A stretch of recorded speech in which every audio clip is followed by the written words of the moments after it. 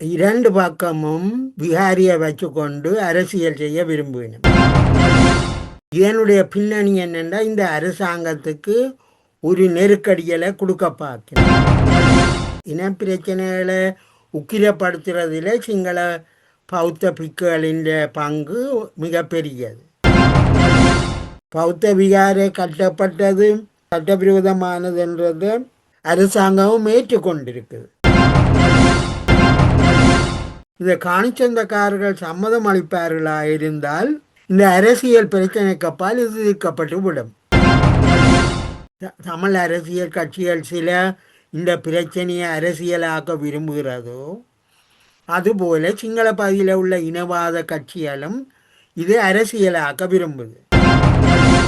இந்த விகார பிரச்சனையால் ஒரு இனவாதத்துக்கான அடிப்படைகள் தோற்றுமாக இருந்தால் அரசாங்கம் இதிலே எச்சரிக்கையாக இருக்கும்.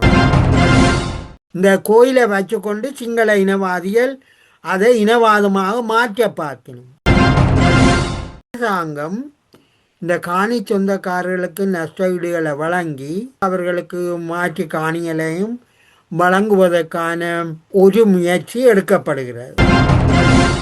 அரசாங்கம் இதை நீதிமன்றத்துக்குள்ள கொண்டு போனால் அது பல ஆண்டுகள் எடுக்கும் என்கின்ற கருத்தும் இருக்கிறது. அரசாங்கம் நீதிமன்றத்துக்கு கொண்டு போகிற முயற்சி எப்போ பிரச்சனையாக மாறும் என்றால் காணி சொந்தக்காரர்கள் நஷ்டஈட்டுக்கும் மாற்று காணிக்கும் சம்மதம் தெரிவிக்காவிட்டால் அது நீதிமன்றத்தை நோக்கி. இந்த காணி சொந்தக்காரர்கள் சம்மதம் அளிப்பார்களாக இருந்தால் இந்த அரசியல் பிரச்சனைக்கு அப்பால் இது தீர்க்கப்பட்டு விடும்.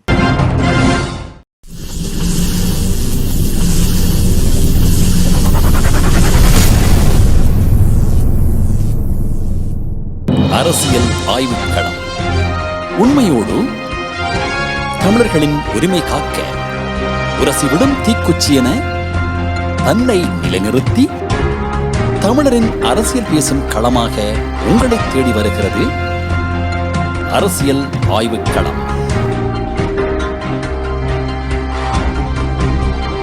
அரசியல் ஆய்வுக்களம். அன்பான உறவுகளுக்கு வணக்கம். நீங்கள் பார்த்து கொண்டிருப்பது STS தமிழ் தொலைக்காட்சி. STS தமிழ் தொலைக்காட்சியில் வார வாரம் இடம்பெற்றுக் கொண்டிருக்கின்ற அரசியல் ஆய்வுக்களத்தோடு இணைந்திருக்கின்றோம். அரசியல் ஆய்வுக்களத்தோடு எங்களோடு வளமை போலவே இணைந்திருக்கின்றார் மூத்த அரசியல் ஆய்வாளர் ஐயா விஸ்வலிங்கம் அவர்கள். வணக்கம் ஐயா. வணக்கம். என்னை அழைத்தமைக்கு. இந்த வாரம் கூட நீங்கள் இணைந்திருந்தீர்கள். அதுபோல் இந்த வாரமும் நீங்கள் நேரத்தை ஒதுக்கி வந்து இந்த அரசியல் ஆய்வுக்களத்தில் எங்களுடைய மக்களுக்கான தெளிவான விடயங்களை மக்களுக்கு கொண்டு செல்ல வேண்டும் என்ற அடிப்படையில் எங்களோடு இணைந்த வேண்டும் என்ற நன்றிகளை கூறிக்கொண்டு இன்று நாங்கள் மீண்டும் பார்ப்போமாக இருந்தால், சென்ற வாரம் கூட இந்த புத்தர் சிலை விவகாரத்தை பற்றி மேலதிகமாக நாங்கள் கதைத்திருந்தோம். ஆனாலும் இந்த வாரமும் நாங்கள் பார்க்க வேண்டிய விடயமாக இருக்கின்றது. மீண்டும் இந்த குழப்பங்கள் இல்லாத அளவுக்கு நாகவிகாரையை சேர்ந்த பீடாதிபதி அந்த உரை மூலம் குழப்பங்கள் இல்லாமலுக்கு சுமூகமாக வரக்கூடிய சாத்தியக்கூறாக இருக்கின்றது. நீங்கள் குறிப்பிடுவது போல இந்த பிரச்சனையை கூடிய வரையில் சமாதானமாக தீர்ப்பதற்கான முயற்சிகளில் தான் அரசாங்கமும் இறங்கி இருக்கிறது. குறிப்பாக நீங்கள் குறிப்பிட்டது போல நயினாதீவு விகாராதிபதி இந்த பிரச்சனையில் கூடிய வரையில், அதாவது ஐடியில் இருக்கிற திச விகாரைக்கான பொறுப்புகளில் பல அவருடைய கைகளில் தான் இருக்கிறது. அந்த அடிப்படையில் அவர் தொடர்ச்சியாகவே இந்த பிரச்சனையை அந்த காணி சொந்தக்காரர்களுடன் பேசி கூடிய அளவில் பிரச்சனைகள் இல்லாமல் தீர்ப்பதற்கான முயற்சிகளில் இறங்கி இருக்கிறார். இங்கே நாங்கள் என்ன கவனிக்கணும் என்றால், ஒரு சாரார் இந்த பிரச்சனையை அரசியலாக்க விரும்புகிறார்கள். இன்னொரு சாரார் இது ஒரு இனக்கலவரத்தை ஏற்படுத்தக்கூடாது, இன முறுகலை ஏற்படுத்தக்கூடாது, கூடிய வரையில் அமைதியாக பேச்சுவார்த்தைகள் மூலம் இதனை பேசி தீர்க்க வேண்டும் என்கின்ற கருத்துக்கள் முன்வைக்கப்படுகின்றன.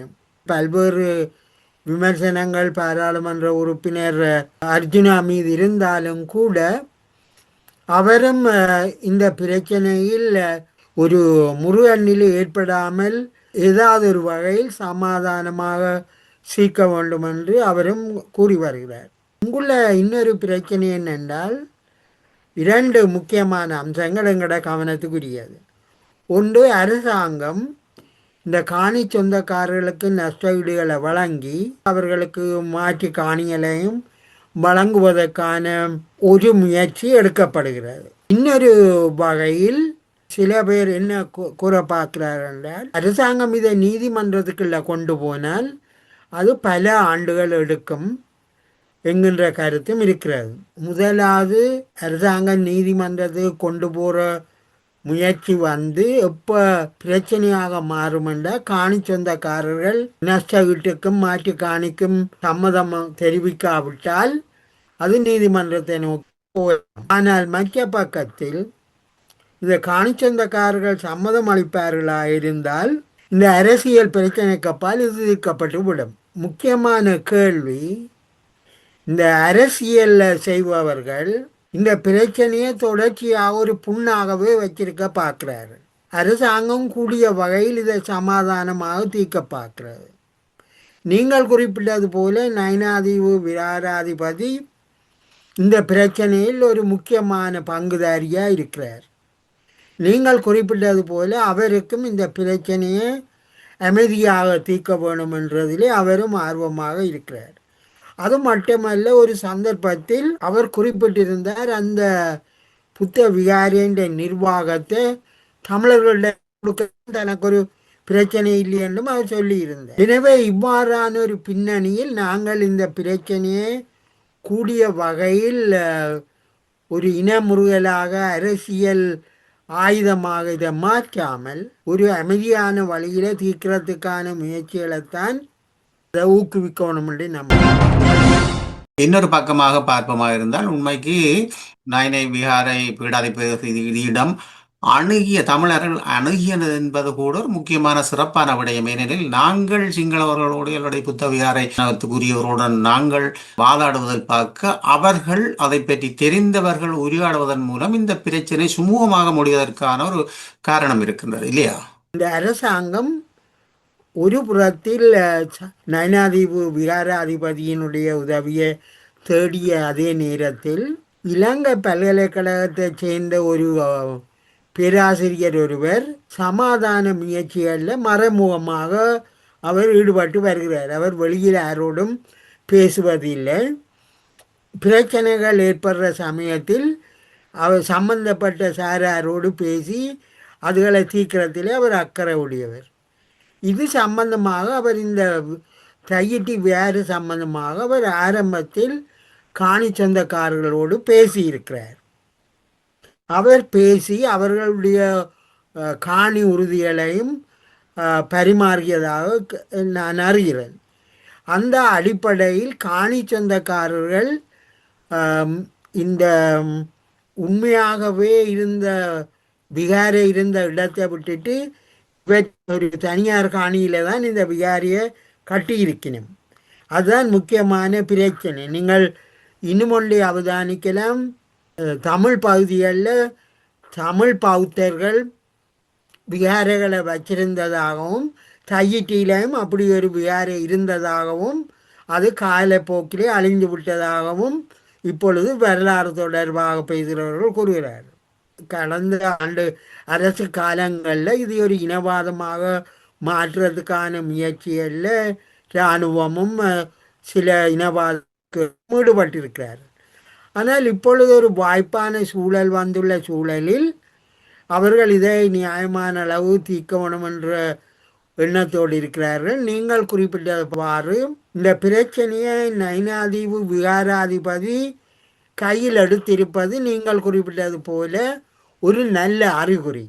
அதாவது இந்த பிரச்சனையை அரசாங்கத்தோடும் காணி சொந்தக்காரர்களோடும் பேசி அது ஒரு நியாயமான விதத்தில் தீர்ப்பதற்கான வாய்ப்புகள் அது அதிகரித்திருக்கின்றது தான் நான் நினைக்கிறேன். இப்பொழுது நாங்கள் பார்க்க போனால் அந்த தையிட்டி விகாரைக்கு பொறுப்பாக இருக்கின்றவர் கூட அறிக்கை விட்டிருப்பதாக கூறப்படுகின்றது. 3ஆம் தேதி கூறியது போல இந்த விடயங்களை முன்னெடுக்கப் போவதில்லை, அது மட்டுமில்லை மேலதிக கட்டமைப்பை கூட தாங்கள் முன்னெடுக்கப் போவதில்லை என்ற அந்த விடயத்தையும் அங்கு முன்வைக்கப்பட்டிருக்கிறது என்பது இது ஒரு அமைதியான சூழலை பேணக்கூடிய ஒரு காலமாக அமைந்திருக்கின்றது என்று பலரது கருத்தாக இருக்கின்றது. நாங்கள் இதை பல்வேறு கோணத்தில் பார்க்கணும்.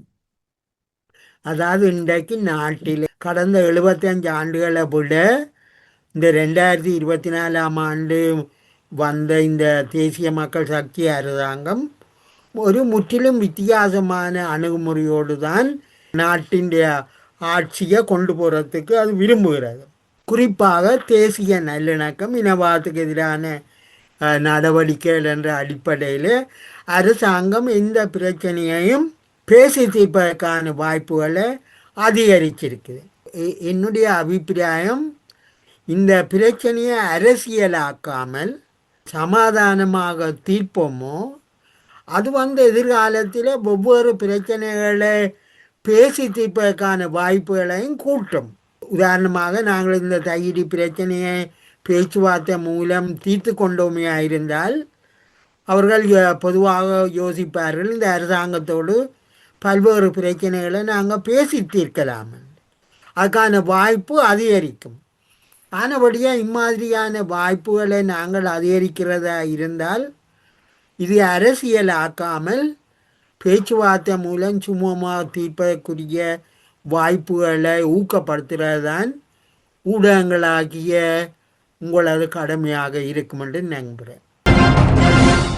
நடந்து முடிந்த விடயங்களை பார்ப்போமாக இருந்தால், இந்த சுமூகம் என்பது மிக வரவேற்கத்தக்கது. நடந்து முடிந்த விடயங்களை பார்ப்போமாக இருந்தால், புது வருடத்தில் 3ஆம் தேதி நடக்க இருக்கின்ற இந்த விகாரைக்கான விடயங்களை கொண்டு வந்தாங்க இரண்ட கூடிய ஒரு நிலைப்பாட்டில் இருந்தபடியால் பல்கலைக்கழக மாணவர்கள் முற்றுகையிடுகின்ற விடயங்கள் எல்லாம் பேச்சு பொருளாக இருக்கப்பட்டது. நீங்கள் மறைந்த விடயம். இப்பொழுது நாங்கள் பேசி கொண்டிருக்கின்ற இந்த விடயம் என்பது அந்த முருகல்களை போலீசாருக்கும் பல்கலைக்கழக மாணவர்களுக்கும் அல்லது பொதுமக்களுக்கும் அதை காணிக்குரியவர்களுக்கும் அல்லது அங்கே நிற்கக்கூடிய இது சார்ந்தவர்களுக்கும் ஒரு சிக்கலை ஏற்படுத்தாமல் இருக்கக்கூடிய சுமூகமாக பார்க்கக்கூடிய இருக்கின்றது இந்த நிலைப்பாடு, இல்லையா? நிச்சயமாக நீங்கள் குறிப்பிட்டது போல, நீங்கள் அவதானித்தது போல, இதுக்குள்ள அரசியல் தலையிடத்தால தான் ஒரு சுமூகமாக பேசுவதற்கான வாய்ப்புகள் தடுக்கப்படுகின்றன. நீங்கள் குறிப்பிட்ட போல பல்கலைக்கழக மாணவர்களுடைய ஆர்ப்பாட்டம் இவைகள் எல்லாம் ஒரு நெருக்கடியான சூழலை வச்சிருக்கின்றன. இது அந்த அமைதியான சமாதான பேச்சுவார்த்தைக்கு இடைஞ்சலாக இருக்கக்கூடும். ஆனால் இதில் சம்பந்தப்பட்டவர்கள் பேசி தீர்ப்பதற்கு தயாராகுவார்களாக இருந்தால், அரசியல் சம்பந்தப்பட்டவர்கள் இவர்கள் மீது அழுத்தங்களை பிரயோகிக்காமல் இருப்பார்களாக இருந்தால் இந்த பிரச்சனையை சுமமாக தீர்ப்பதற்கான வாய்ப்பு அதிகம் உண்டு. ஆனபடியால் நாங்கள் இதை குழப்புபவர்கள் தொடர்பாக நாங்கள் எச்சரிக்கையாகவும் அவர்களுக்கான வாய்ப்புகளை குறைச்சி சமாதான பேச்சுவார்த்தைக்கான வாய்ப்புகளை ஊக்குவிப்பது தான் எங்களுடைய கடமையாக இருக்க முடியும். இதில் இன்னொரு பக்கத்தை நாங்கள் பார்ப்போமாக இருந்தால், மக்களின் காணியை மிக அதிகமான ஏக்கர் கணக்கில் இவர்கள் ஆக்கிரமித்து வைத்திருக்கின்ற இந்த காணி என்பது இப்பொழுது இவர்கள் மக்களுக்கான உதாரணத்துக்கு கொடுப்பனவை கொடுத்து அந்த காணியை கைப்பற்றுவது என்று நினைப்பது பார்க்க, இவர்கள் அந்த ஆலயத்தோடு சேரப்பட்ட சில பகுதிகளை மட்டும் எடுத்துக்கொண்டு மிகுதி முழுக்க மக்களிடம் அர்ப்பணிப்பார்களா என்ற ஒரு கேள்வியும் இருக்கின்றது அல்லவா?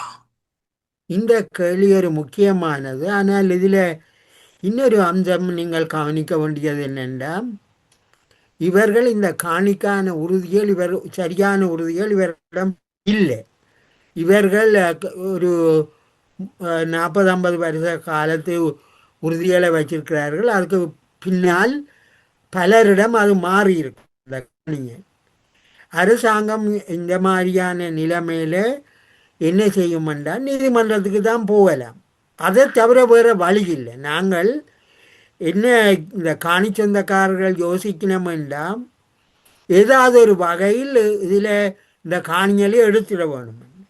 ஆனால் ஒரு ஒரு ஒரு அரசாங்கம்ன்ற வகையில் அது நீதியான ஒரு முடிவு எடுக்க வேணும் என்றால் நீதிமன்றத்துக்கு தான் போகணும். நீதிமன்றம் எவ்வளோ காலம் போகும்ன்றது வேறு பிரச்சனை. ஆனால் இதை விட மாற்று தீர்வொண்டு இருக்கான்ற ஒரு முக்கியமான கேள்வி இருக்குத்தானே. உதாரணமாக இந்த காணியல் யாருக்கு சொந்தமானதுன்றதை அரசாங்கம் உறுதி செய்யணும். இந்த காணியல் சில வேளை பலவந்தமாக கள்ள உறுதிகள் முடிச்சிருக்கலாம் என்ற ஒரு நிலைமையும் இருக்கிறது. ஏனென்றால் இந்த கடந்த போர்க்காலங்களில் இவ்வாறான நிகழ்வுகள் நடந்திருக்கு. ஆனபடியால் அவர்கள் எதிர்பார்க்கிறார்கள் இதை நீதிமன்றத்தில் கையளிப்பதன் மூலம் இந்த பிரச்சனைகளுக்கான தீர்வுகளை அடையலாம். ஆனபடியாக காணி சொந்தக்காரர்கள் எங்களுக்கு பிரித்து தர வேணும் என்று சொல்கிறத அரசாங்கம் அதை ஒரு நீதியான முறையில் அணுக வேணும் என்றால் அது நீதிமன்றத்தின் தீர்ப்போடு தான் அது போகலாம் என்று நினைக்கிறேன். அதற்காக நீதிமன்றமோ அல்லது அரசாங்கமோ சொல்ல முடியாதானே தமிழர்களின் காணியை அபகரித்து விட்டு சிங்கள பௌத்த விகாரைக்காக நாங்கள் 100 ஏக்கர் காணியை பிடித்து கொடுப்போம் என்றும் கூற முடியாதானே. ஏனென்று சொன்னால் தமிழினம் வாழ்ந்த இடம் என்பது அது நிரந்தரமான இடம். அப்படி இருக்கும் பொழுது இவர்கள் நீதிமன்றத்துக்கு சென்றால் என்ன அல்லது அரசு ஒரு முடிவெடுத்தால் என்ன, அந்த விகாரைக்கு தேவையான பகுதிகளை மட்டும் 5 பரப்போ 10 பரப்போ எடுத்துக்கொண்டு மேலதிக காணிகளை எங்களுடைய தமிழினத்துக்கு, அது இப்போ நீங்கள் கூறுவது போல கள்ள உறுதிகாரர் என்று சொல்பவர்கள் இவ்வளவு தூரம் வாதாட மாட்டார்கள் என்று நான் நினைக்கின்றேன். அப்படி இருக்கின்ற பொழுது, ஏனெனில் நயனை பீடாதிபதிக்கு கொண்டு சமர்ப்பித்திருக்கின்றார்கள், அது உண்மையான உறுதிதான் என்று சொல்லி அவரே உரையாடலில் சொல்லியிருக்கின்றார். அதுபோன்று இதில் இருக்கின்ற சிக்கல் என்னென்று சொன்னால் இவர்கள் முழு காணியையும் இந்த விகாரைக்காக அபகரிக்காமல் தமிழ் மக்களுக்கு கொடுக்க வேண்டிய கட்டாயப்படி இருக்கின்றது அல்லவா. அதாவது நாங்கள் நீதிபதியாய் மாற இல்லாதானே. காணியக்கான பிரச்சனையும் சொல்கிறோம், அதுக்கான நீதியையும் இப்படி தான் கொடுக்கணும்னு சொல்கிறோம். அப்படி இருக்க இல்லாதானே. அரசாங்கம் இதில் பிரச்சனை சமீப காலமாக வர தொடங்கியிருக்கு. அதாவது இந்த ஆலயமும் அந்த காணியும் அது அங்குள்ள தமிழ் பௌத்தர்கள் தான் அதை வச்சிருந்திருக்கிறார்கள். அப்போ இப்போ ஒரு வரலாற்று பிரச்சனையும் இதுக்குள்ளே வரப்போகுது. இது இப்போ இந்த பௌத்த கோயிலை சிங்களவர்கள் தங்கடி என்று சொல்லினமோ இல்லையென்றா அது தமிழர்களுடையதானோன்ற ஒரு முக்கியமான கேள்வியும் அங்கே வரப்போகுது. ஆனபடியாக இப்போ உள்ள சூழலில் சிங்களவர்கள் சொல்கிறார்கள் பௌத்த கோயில் அது பௌத்தர்களுக்குத்தான். ஆனால் அந்த பௌத்தர்கள் யார் என்றால் அது சிங்களவர்கள் அல்ல, தமிழர்கள் தான் என்கின்ற ஒரு நிலை இருக்குது. அப்போ இப்படியான ஒரு நிலையில் நீதிமன்றம் என்ன செய்யும் என்றால், இப்படி நெருக்கடியாக போகுமா இருந்தால் நீதிமன்றம் பழைய வரலாறுகளையும் ஆராய வேண்டி வரும். அந்த இடங்கள் பௌத்த கோயில் வந்ததோ, அந்த பௌத்த கோயிலை யார் நிர்வகித்தவை, அந்த பௌத்தத்துக்கும் சிங்கள பௌத்தத்துக்கும் ஏதாவது தொடர்பு இருந்ததோ, இப்படியான பல கேள்விகள் வரப்போகுது. ஆனபடியாக நாங்கள் இதில் ஒரு நியாயமான தீர்வை அடையணும் என்றால் நீதிமன்றத்தை நோக்கி போகிறது தான் பல பிரச்சனைக்கான தீர்வுகளை அது தரும் என்று நினைக்கிறேன். எதிர்கட்சிகளின் கூவல்கள் பல விதமாக இருக்கின்றது.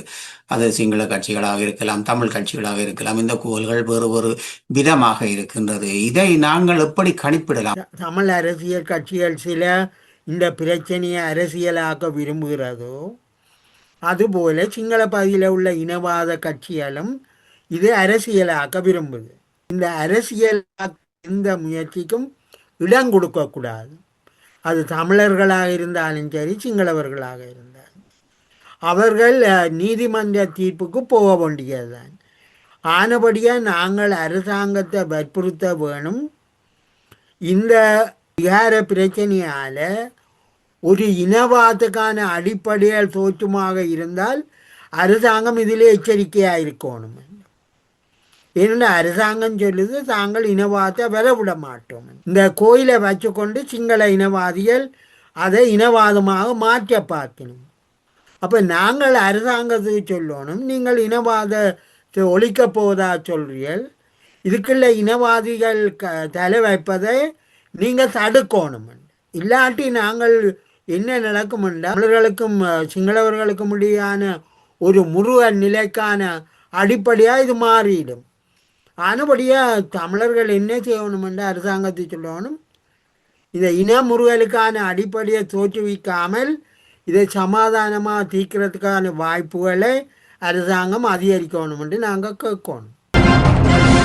இனமுறுகல்களை தடுப்பதற்கென்று நாங்கள் எதிர்பார்க்கின்றோம். இந்த இனமுறுகலை, இந்த முரண்பாடுகளை கொண்டவர்கள் பீடாதிபதிகளாகவே பார்க்கக்கூடியதாக இருக்கின்றது. இப்பொழுது இந்த விகாரை என்பது அங்கு அமைத்ததன் அடிப்படையில் தான் இவ்வளவு பிரச்சனைகள் வருகின்றது. இதில் ஒரு இக்கட்டான பிரச்சனை வந்துவிட்டால் பேந்து சொல்வார்கள் தமிழர்கள் இனவாதம் பேசுகின்றார்கள் என்று சொல்லி. இந்த இனவாதத்தை தூண்டுவதற்கு இந்த புத்த விகாரை ஒரு காரணமாக அமைந்திருக்கின்றது அல்லவா? இரண்டு பக்கமும் விகாரியை வச்சுக்கொண்டு அரசியல் செய்ய விரும்பினோம். இதனுடைய பின்னணி என்னென்னா, இந்த அரசாங்கத்துக்கு ஒரு நெருக்கடிகளை கொடுக்க பார்க்கணும். இந்த பிரச்சனையை தீர்க்கிறதை விட அரசாங்கத்துக்கு ஒரு நெருக்கடியை கொடுக்க பார்க்கணும். இன பிரச்சனைகளை உக்கிரப்படுத்துறதில் சிங்கள பௌத்த பிக்குகளின் பங்கு மிகப்பெரியது. இது எங்களுக்கு தெரிஞ்சது. இந்த அரசாங்கம் மிக முக்கியமான தீர்மானத்தில் இருக்குது. அதாவது தேசிய நல்லிணக்கத்தை உருவாக்க வேணும், இனவாதத்தை இல்லாமல் பண்ணணும். உண்மையில் நாங்கள் இந்த பிரச்சனைகளுக்கான தீர்வை அடைய வேணும் என்றால் அரசாங்கத்துக்கு நாங்கள் உதவி செய்ய வேணும். இதை இனவாதமாக்காமல் சமாதானமாக தீர்க்கிறதுக்குரிய வாய்ப்புகளை அதிகரிக்க வேணும். உதாரணமாக எங்களுக்கு இந்த அரசாங்கம் இனவாதமாக செயற்படுகின்ற சந்தேகங்கள் எங்களுக்கு இருக்கும் என்றால் நாங்கள் அதை தெளிவாக சொல்லணும் முன்னுக்கு. என்ற அரசாங்கம் சொல்லுது தான் இனவாதத்துக்கு எதிராக செயற்படுறேன் என்று.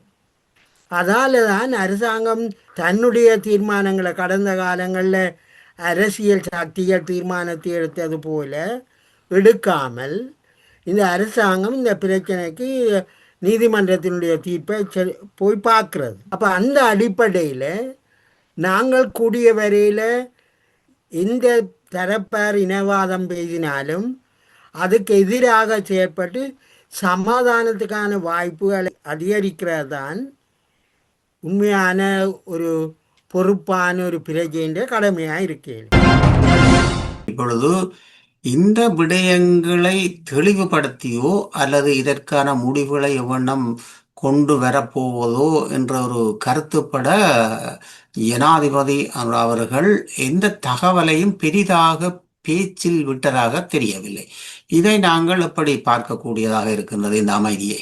நீங்கள் குறிப்பிடுவது போல கடந்த காலங்களில் இந்த பிரச்சனைகள் தொடர்பாக அரசியல் தலைவர்மார் தங்களுடைய அரசியல் நலனுக்காக பல்வேறு கருத்துக்களை கூறியிருக்கிறார். ஆனால் இந்த அரசாங்கம் இந்த மாதிரியான பிரச்சனைகளில் எந்தவித கருத்தையும் கூறுவதற்கு தயாராக இல்லை. இந்த நிலையை இன்னொரு விதமாக நான் சொல்வதாக இருந்தால், சிங்கள தரப்பிலே இந்த அரசாங்கம் பௌத்த மதத்துக்கு சரியான இடத்தை கொடுக்கல என்ற விமர்சனம் இப்பொழுது வர தொடங்கியிருக்கு. சிங்கள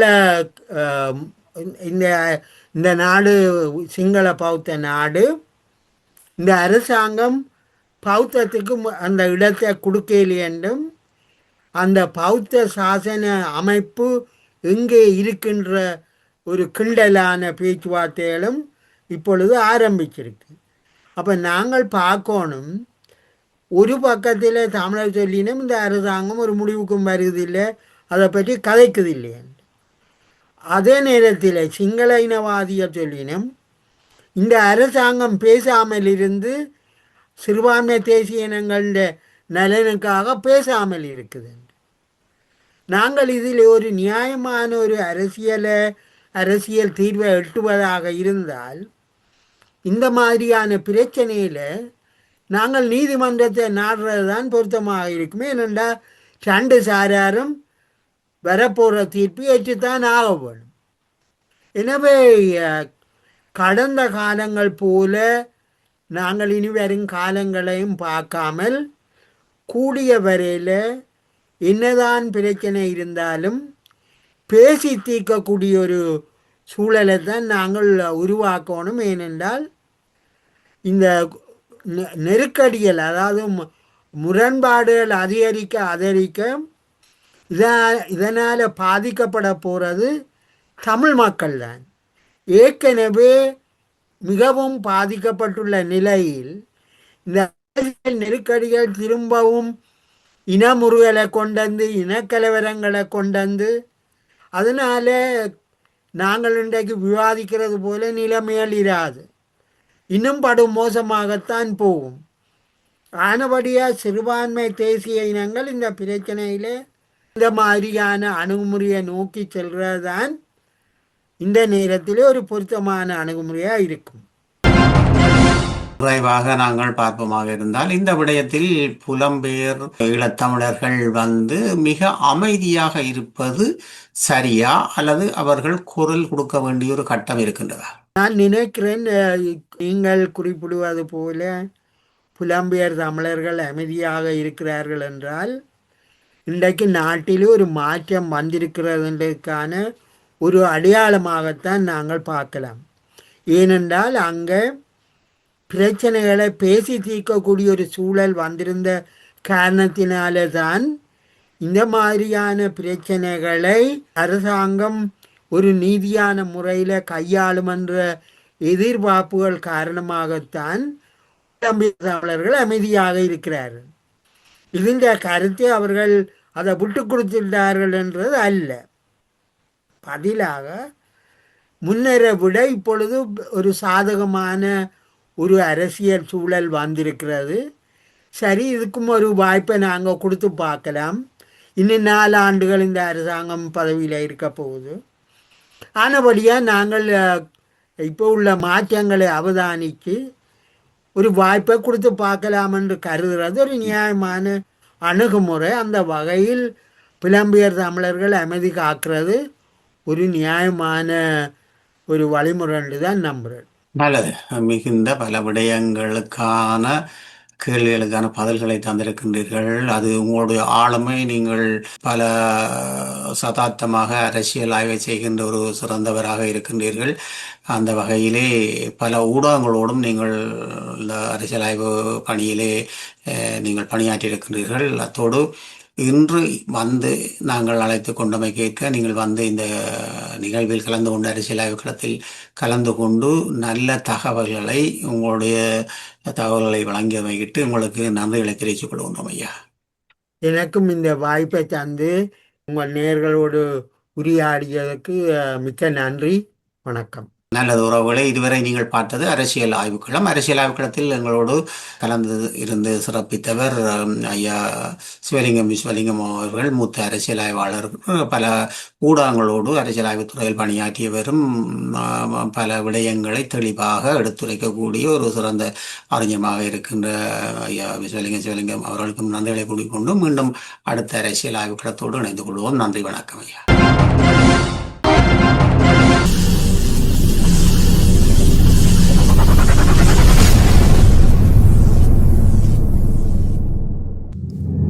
அரசியல் ஆய்வுக்களம்.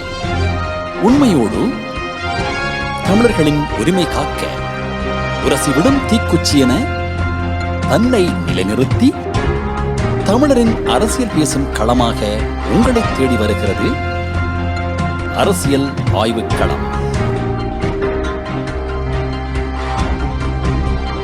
அரசியல் ஆய்வுக்களம்.